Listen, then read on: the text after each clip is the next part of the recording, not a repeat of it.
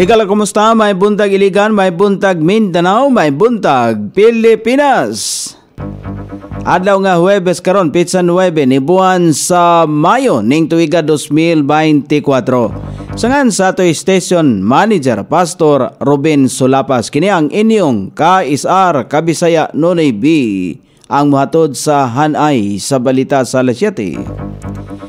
O karon sa uluhang tudling sa ato mga balita, lalaki nadakpan sa pagbaligya og droga. Mga opisyal sa barangay gimanduan nga i-implementar ang road clearing.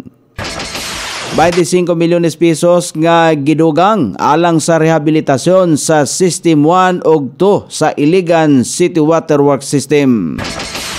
Sa kauluhan, hulga sa destabilisasyon batok Marcos administration nahimong tinuod. 5 ka mga armas sa puganting pastor nga si Kibuloy gisurrender sa Philippine National Police. Sulon gikaingong milukapa ang integridad sa Senado sa gihimong pagdungog kabahin sa misingaw sa PDEA. Japan ug Sweden muduyog sa ipahigayong civilian mission sa West Philippine Sea. Balita sa gawas sa nasod, World Central Kitchen nakabalik na og serbisyo alang sa katawhan sa Gaza.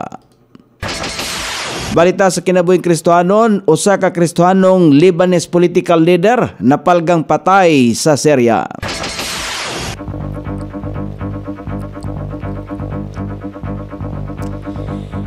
Kini ang uluhang tudling sa ato mga balita nga dalit kanato ning istasyon DXSR 106.7 sa inyong FM dial.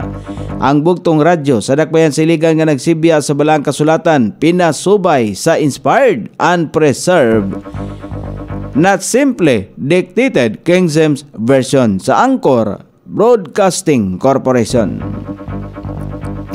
O karon sa kompleto nga detalye, una sa balita din sa Iligan, nadakpan sa mga operatiba sa Iligan City Police sa Station 5 ang usa ka lalaki aktong pag-transact o gituoang illegal nga droga sa Purok 3 kagahapon sa buntag. Kini human nakadawat og sumbong ang kapulisan. Nakuha gikan kaniya ang 7 ka pakete sa gituoang shabu nga mitimbang og 0.21 gramos. Ana sa Police Station 5 ang maong suspek o gipasakahan na og paglapas sa Republic Act 9165 o Comprehensive Dangerous Drugs Act.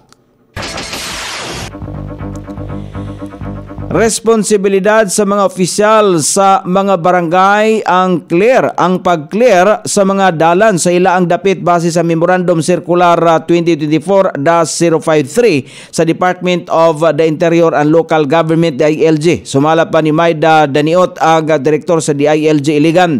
Apil na sa ilaang obligasyon ang pagsumiter og inventaryo sa mga dalan sa ilaang barangay ug unsay mga babag sa kadalanan. Pagpahigayon o regular nga operations o pag-implementar sa mga palisya sama sa no parking, one-sided parking nga mga ordinansa dinhi sa ilang barangay o pagtudlo sa mga residente nga gidili nga babagan ang dalan o ang sidewalk. Gimanduan usab ang mga opisyal sa pagtangtang sa mga estruktura nga nasa kadalanan sama sa tanod outpost, substation sa plant box sa sidewalk, yuta o grabas nga mga aktibidad sama sa pagbulad o humay, halayan, basketball, illegal terminal, ambulant vendors sa tent nga trapal o extension nga trapal sa tindahan o guban pa. Obligado ang mga opisyal sa barangay nga mo-report kung natuman ba nila kini. Regular sila nga i-monitor sa DILG ang road clearing tibuok tuig nga aktibidad sa Biyernes, Mayo 10 kun og mga adlaw ipahigayon ang kick-off sa nasudnong nga pagpatuman sa barangay road clearing.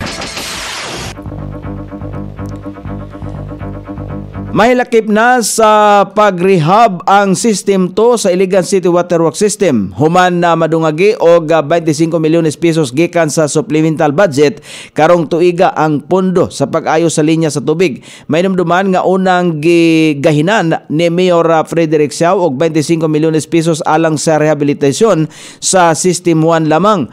Aduna na program of works ang Iligan City Waterworks System sa pagkundina o pag-ilis sa mga tubo nga gigamit sukad pa sa 1950s. Sumala pa ni Virgilio na naman ang CAD Executive Assistant on Policy Review and Development samtang ang Technical Working Group nga gilangkuban sa mga pribadong engineer o mga eksperto mututok sa pagpakusog og pressure o pagdugang sa volume sa tubig. Lakip sa mga nakitang pamaagi mao ang pagbutang o booster pump. Tinguha nini nga masulbad ang problema sa mga tagas ingon man mapakusgan ang serbisyo sa tubig ning dakbayan sa Iligan. O karon sa balita sa kauluhan nga mabasa sa nagkalain-laing gula sa pamantalaan karong adlaw nga nahipos sa lawak balitanan ning istasyon. DXSR 106.7 sa inyong FM dial.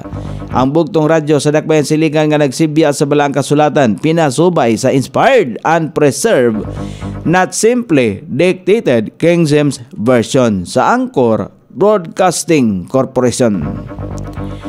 Adunay katin-awa na karon ang mga hulga sa destabilisasyon o pagpalukapa sa administrasyong Marcos. Kini ang gipadayag og pananaw ni One Rider Party List Representative Rhodes Gutierrez human nga giakusahan nila ni kanhi Presidential Spokesperson Harry Roque o kanhi biliran Representative Glenn Song sa usa ka peace rally nga si First Lady Aranita Marcos nga maoy nagpaluyo sa sumalapay pagpanglimbong niadtong 2022 nga national election. Gisulti ni Gutierrez nga nagkatukma ang balik-balik nga narratives o asoy nga nagtumong niining daoton ang gobyerno ni Presidente Bongbong Marcos kon kaniadto ang gikatawan lamang niya kini ang mga pasabog ni kanhi Senador Antonio Trillanes nga adunay plano si kanhi Presidente Rodrigo Duterte nga palagputon sa pwesto si Presidente Marcos makalabay ang 24 oras ang minutaw ang recipe for disaster busa angayang magpaniid ang publiko. Alang kang Assistant Majority Leader Hil Bungalon, gusto nga libugon nila ni Roque ug Song ang katawhang Pilipino bisan dugay ng aligasyon ang pagpanglimbong niadtong eleksyon. Banat pa ni Bungalon kinsa ba ang gibutaran ni Roque kon ipamugos niini nga si Vice President Sara Duterte ang tinuod nga presidente. Nagdugang usab si Zambales Representative Jefferson Kunghon nga mamahimong giurom lamang si Roque human gibuhian ang mga pasangil batok sa unang ginang. Gisurrender na sa kampo sa self-proclaimed Son of God nga wanted karon nga si Pastor Apollo Kibuloy. Ang pipila ka mga armas niini anaa sa ilalom sa iyang pangalan. Kini human nga isilbi sa mga sakop sa Police Regional Office 11 ug Area Police Command Eastern Mindanao sa pagpangulo nila ni Acting Commander Police Major General Benjamin Silo Sr. Con Jr. o Regional Civil Security Unit Chief Police Colonel Apollo Robin Tugunon ang kamanduan nga pagbawi sa lisensya sa pagpanag-iya og pusil ni Pastor Kibuloy og Ingrid Chavez Canada. Sumala pa kang Philippine National Police Chief Police General Romel Francisco Marbil. 5 sa mga armas sa nasong puganting pastor ang gisurrender sa iyang kampo sa Regional Mobile Security Unit 11 sa Police Regional Office 11. Kalabot ini gikataho usab sa Police Regional Office 11 nga lakip sa naasoy mga armas ang gisurrender sa kapulisan mao ang usa ka Colt rifle, 2 ka Barrett pistol o 3 ka Mitrilio Pistons. Kon mahinumduman una nang gikataho nga adunay kinatibuk ang 19 ka mga armas si Kibuloy apan sumala pa sa mga operatiba nga gisulti sa iyang kampo nga nabaligya na ang 14 ka mga uban pa niyang mga armas kon diin nagpakita pa kini og mga dokumento isip pamatuod nini samtang padayon paghapon nga gipangayo ang komento sa Philippine National Police mahitungod nini kon posible bang adunay tulubagon ang gihimong pagbaligya sa mga armas ni Kibuloy luyo sa revocation order ngadto kaniya.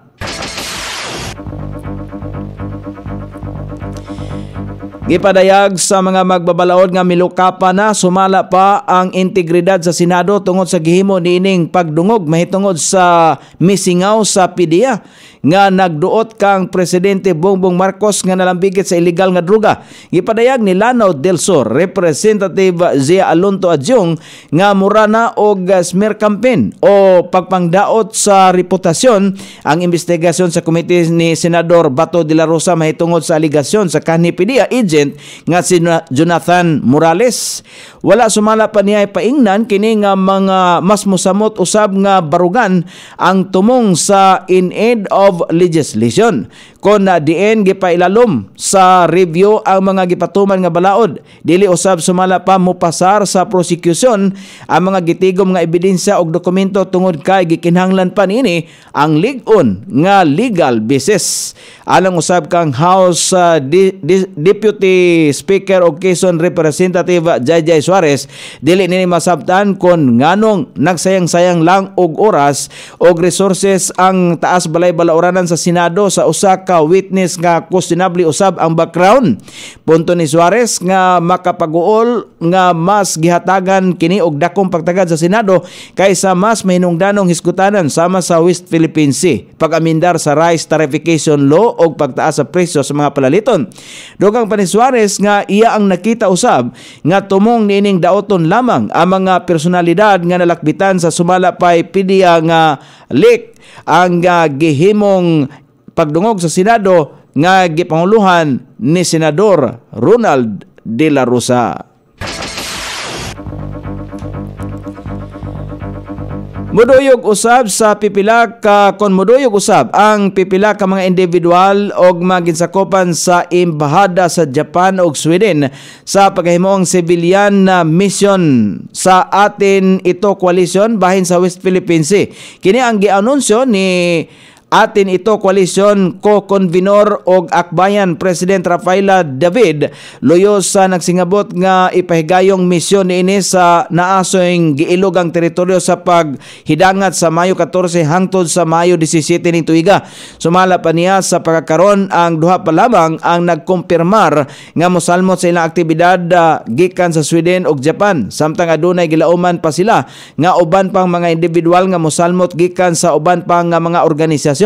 Dungan ini subling nagpadayag og pag-asa si David nga mas daghan pang foreign nationals ang gusto nga mosalmot sa ilaang paghimong civilian mission. Kon may hinumduman kini na ang ikaduhang civilian mission nga gipanguluhan sa atin ito koalisyon sa West Philippine Sea kun asa gilaumang ana sa usa ka gatos ka mga bangka ang ilaang makauban. Tumong niini nga makapahigayon sa Peace and Solidarity Regatta ingon man nga makasusi sa mga markers o buya sa bahin sa Panatag Siol. O karon sa balita sa gawas sa nason nakabalik na og serbisyo ngadto sa mga katawhan sa Gaza ang International Food Charity nga World Central Kitchen. Gikataho nga ang WCK nakahatag og 200,000 ka mga pagkaon ngadto sa mga katawhan sa Gaza nga apektado sa Hamas sa Israeli war. Sa kinatibuk ang taho ana sa 43 milyon ka mga pagkaon ang nahatag sa WCK ngadto sa mga katawhang apektado sa Gaza. O karon sa balita sa kinabuhing Kristohanon, usa ka Kristohanong Lebanese political leader ang natahong missing kaniadtong bulan sa Abril ang napalgang patay sa nasod sa Syria. Sumala pa sa mga katawhan nga ang naasoing political leader nga si Pascal Sulaiman, usa ka politiko sa Lebanon nga giatbangan ang partido nga Hezbollah. Dugang pa nagtuo ang mga katawhan nga ang iyahang kamatayon adunay kalabutan sa politika bisan pa man sa nahitabong panagbangi sa Lebanon. Usa si Sulaiman sa nagpakita og suporta ngadto sa mga Kristiyanon sa naasoyng nasod. O karon sa kahimtang sa pagmanabana sa dagan sa panahon, ang Easterlies padayon makapiktar sa nasod nga Pilipinon. Ang tibok dapit sa Mindanao makasinati sa panalagsang pagpangdagom ngadto na sa mapanganuron nga kalangitan inubanan sa patak-patak ang mga pag-ulan, kilat og pagpanalugdog, epekto sa Easterlies og localized thunderstorm. Hinay ngadto na sa kasarangan nga hangin ang mga gikan sa silangan ngadto sa amihanang silangan direksyon may magpasulabi sa tibok dapit sa Mindanao ug ang kadagatan hapsay ngadto na sa kasarangan ang mga pagbalod. Sukod sa temperatura dinhi sa Dakbayan Siligan, ang kabugnaon ana sa 25 ug ang kainiton musangko sa 32 degrees sentigrado. Ang adlaw misilang kaganiya sa alas 5:30 ug musawop unya sa alas 6:15 sa sayong takna sa kagabhion. Inyong nabati ang kinatibuk ang hanay sa balita sa alas 7 nga dalit kanato ning istasyon.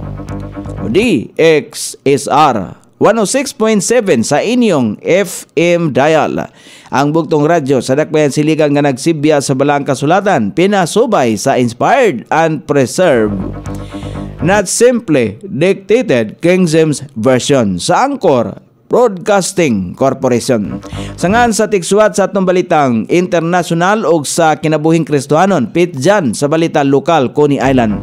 Sa ato station manager, Pastor Ruben Solapas. Kini ang inyong ka-ISR Kabisaya Nonoy B. Magpasalamat ug moingon, maayong buntag, Iligan.